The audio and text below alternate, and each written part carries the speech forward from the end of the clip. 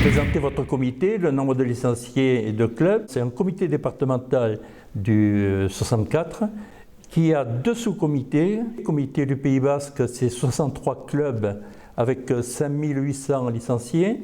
Le comité du Béarn, c'est 41 clubs avec 3000 licenciés. Comment je suis devenu président? C'est parce que des gens m'ont sollicité pour prendre les rênes avec une belle équipe de la Ligue du Béarn. Quelle qualité doit-on avoir pour être président? Et les qualités,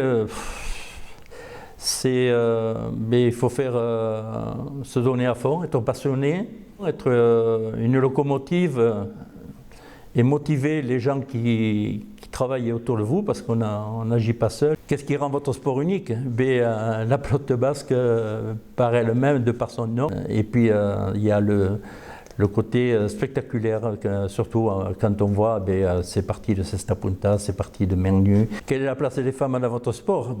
Les femmes ont intégré ce sport avec donc de main nue. À la Cesta Punta, on n'aurait jamais imaginé que des féminines joueraient à la Cesta Punta. Là aussi, on retrouve pas mal de joueuses et de féminines qui veulent faire de la Cesta Punta. Rencontrez-vous des difficultés à former des arbitres? En 2015, il y avait 360 arbitres et là on est descendu à 220 arbitres.